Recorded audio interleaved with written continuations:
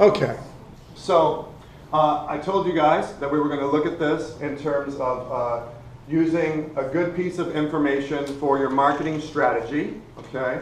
And what I thought about was how also you're going to be able to use this tool to figure out what you might want to do with your marketing strategy too in terms of being led, okay? So for a lot of people, the 12-step program is misunderstood, okay? They don't really get what it is. They've heard stuff about it. It sounds mysterious.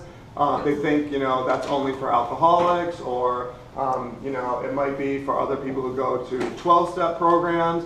What I'm here to tell you is that the 12-step program is for everyone, and it's really powerful, and you can use it, and it can make a really big difference in your life, okay? Obviously, if you have an addiction, it's the #1 go-to approach that people are going to take. But what I want you to get that people often don't get about the 12-step program is that it is indeed about God and spirituality. Now that's very scary to a lot of people, the word God. It may come with a lot of baggage, okay? And I certainly am not any kind of a traditional Christian, okay? I find a lot of truth in that. Aspects of it resonate for me.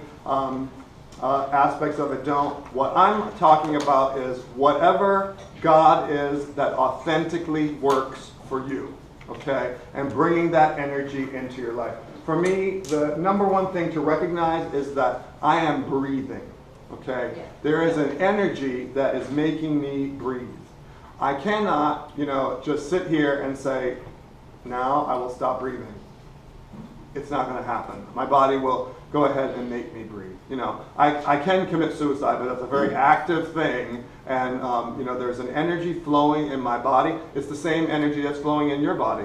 It's making you breathe. And that suggests that maybe you and I are somehow also connected, okay? And that there's certainly energy flow at work in the world that is greater than us and that can make things happen, and that perhaps we could tap into that, okay, or ask it to direct us in our lives. That's really what this is about, asking it to direct us in our lives.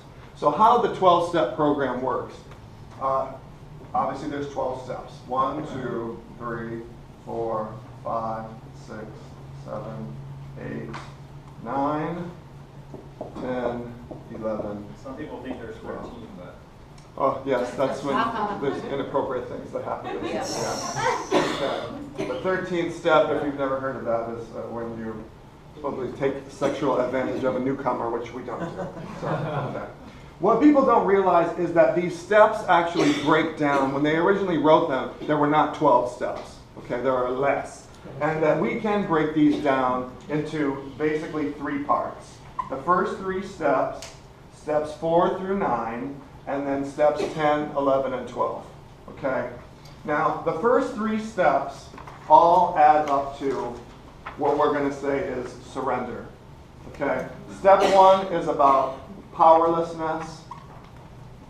In other words, there's something I can't control, right?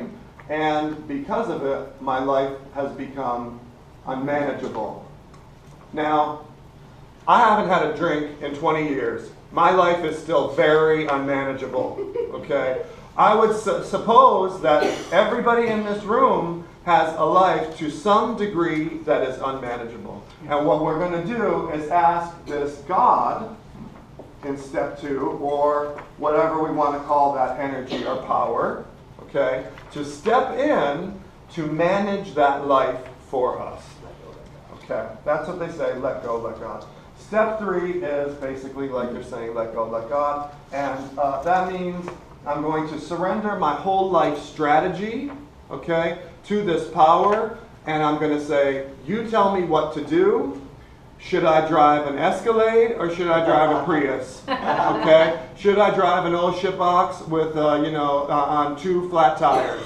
Should I be married? Should I be single? None of my choices belong to me anymore, because what I'm going to start doing when I get over here is asking that power to direct my life and show me what to do. Okay? That is really what the essence of the 12-step program is. People think the 12-step program is don't drink. okay? Or in the case of people in Al-Anon, don't control people. You're addicted to controlling other people. And if you're hearing that for the first time, you might be. Just stopping drinking or controlling other people or using heroin or gambling is not enough. It's not really gonna be what we need. This whole thing now becomes asking this power, what is it that you want my life to become? All right? So now, as we go down here, steps 4 through 9, all right, these are really going to be the tool that we're going to use to process every situation, right? Now, step 4, we're going to write a written inventory looking back at our life and all of our relationships, okay? And what we're going to find out when we read that inventory in step 5 to a trusted person is, who am I really and what are my patterns and how do I need to change? That's going to show us... What was 4? Say? What was 4?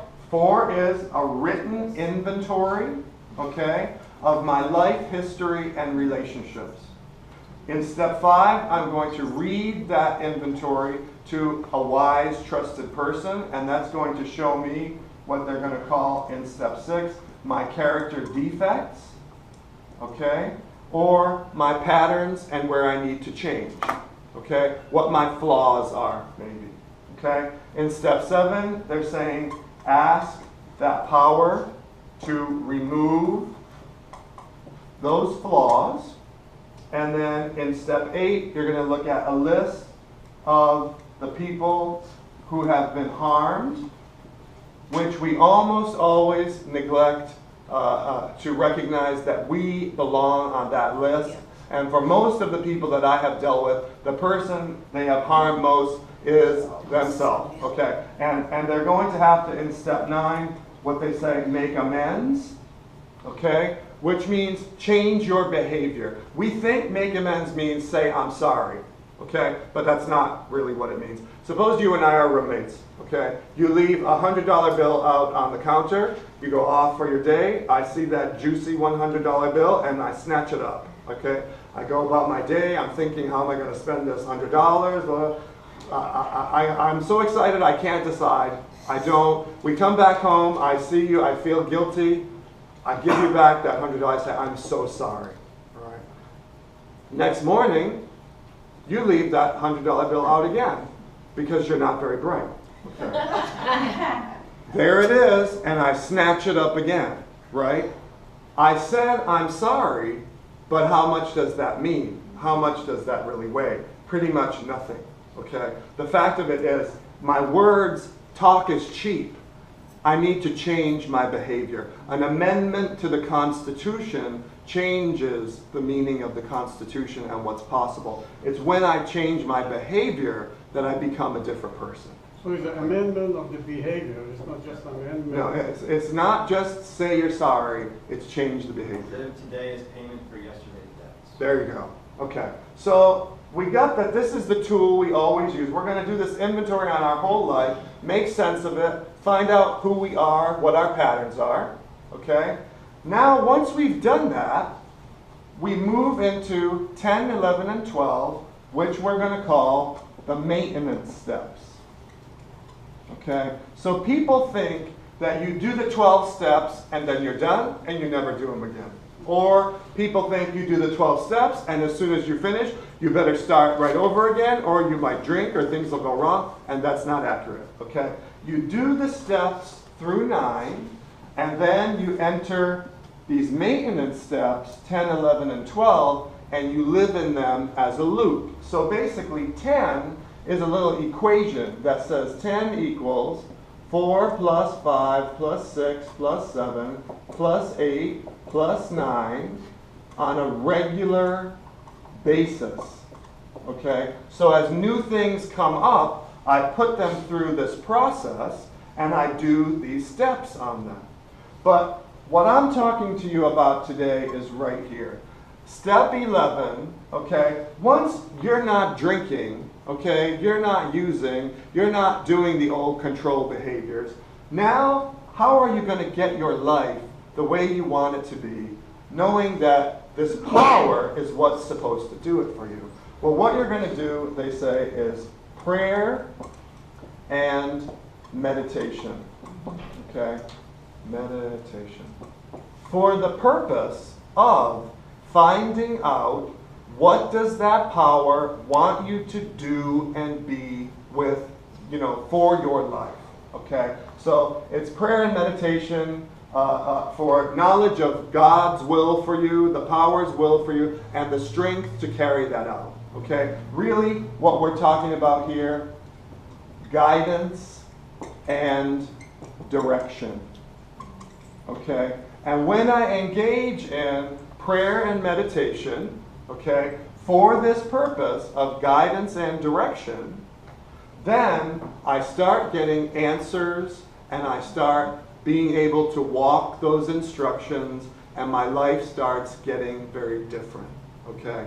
This is what the 12-step program is about, and for the most part, people do not know that. Okay? 12 is basically, they're going to say, and I wrote all over 12. 12 is teach this to others, okay? And then they'll say be of service, which means, help others. And also they say a phrase, practice these principles, do all this in all of my affairs, okay? So I can't do all of this but have a job where I embezzle and that be okay. It's not going to work like that. I've got to spread this out in all areas of my life. Okay? So as we're talking here today about marketing, I'm saying that these inspirational thoughts and this guidance is available to you also in your marketing process. Why would you not, and I told you never say the word why, but let me say it. Why would you not take advantage of this source for direction? Yeah. Maybe if we gave it a try, stunning things might happen. Yeah. Okay? We've spent this weekend talking about how we have the answers inside of us, that power is inside of us. This is all a part of that. Okay? This is a key that can open up an access point for us to receive all kinds of knowledge and guidance and energy, right? So I hope this was helpful. Some interesting concepts. I felt inspired. I got a real inspiration message to bring this to you today, and we can talk a little bit about it. Thank you guys for listening. Very good. Thank you.